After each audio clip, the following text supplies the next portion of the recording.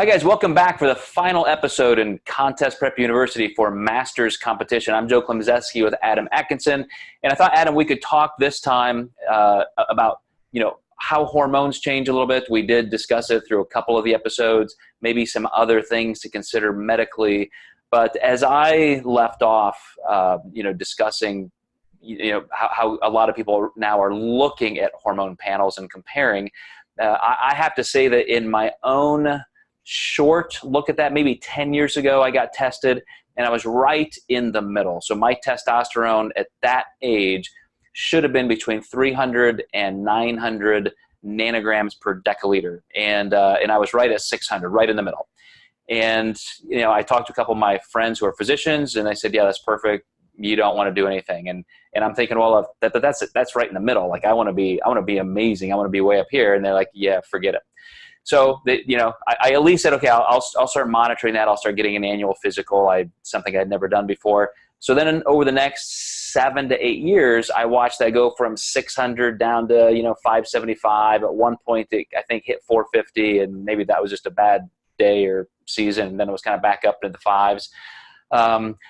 But I think that's an important thing to understand going in and get tested. And I know, at least in the NPC, of course, there's no drug testing, so you can have hormone replacement therapy and beyond.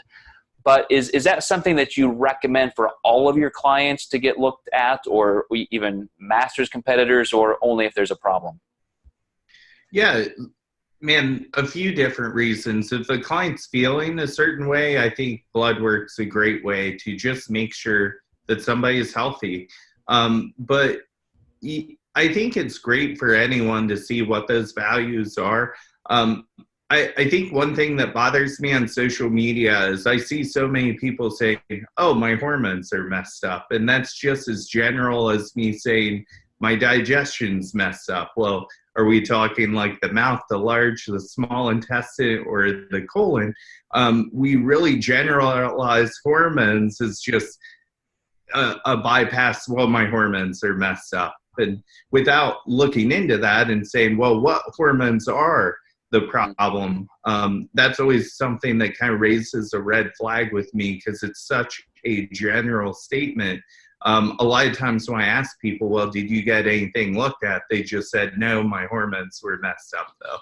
Great point. And that is a reason just to see. And maybe unless there's something that you're worried about, it's not money that you need to spend, but it is something to consider, especially if you do have any symptoms that you think, might be unnecessary, any kind of fatigue, or if you're really having a hard time losing body fat, or you're losing strength and lean body mass. And it's definitely something, that could be simple to look at least, and get that baseline.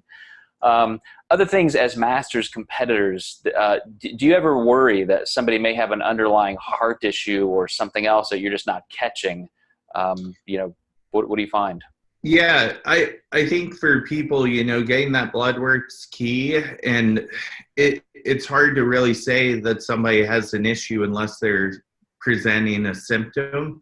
But, blood work only tells you so much, and fortunately it won't tell you like if you have a tumor right away.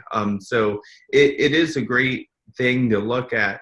But you can also try to see like if estrogen or progesterone are in line, especially with men, testosterone.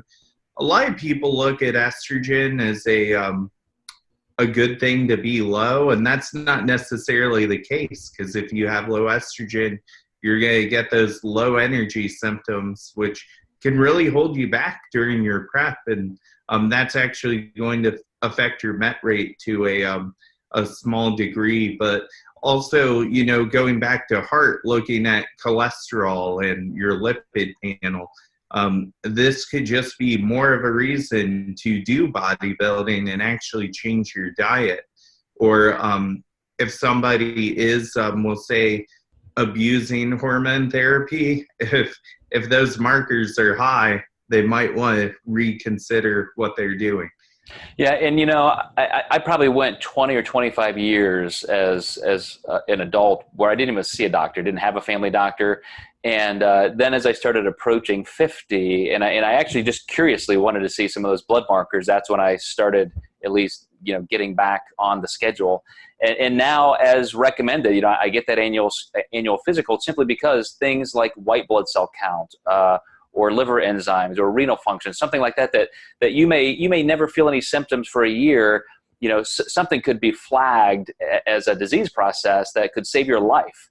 And so I think as a Masters competitor moving forward, you said it perfectly, Adam, that just having some baseline, having a physician, clear you to do things and monitor some symptoms and blood panels will really help you make sure this is a healthy process. So, besides just a general waiver saying, oh, make sure you're cleared by your physician before you exercise, it's just really smart once you get up to those Masters age level, that you're not just looking at this as a sport for competition, but as a way to really enrich your life. So that would probably be a good place to leave it there, Adam. What do you think? I think so. Also, it's just really fascinating to look at those numbers and see how they change during prep and see just how they change as you age. So, absolutely. All right, guys. Well, I hope that helped. Just, we wanted to take a little bit of a look at what it's like to be a Masters level competitor. And we will continue on with some other series looking at different aspects of the sport, and hope you continue to watch and listen. So thanks as always for your support of Contest Prep University.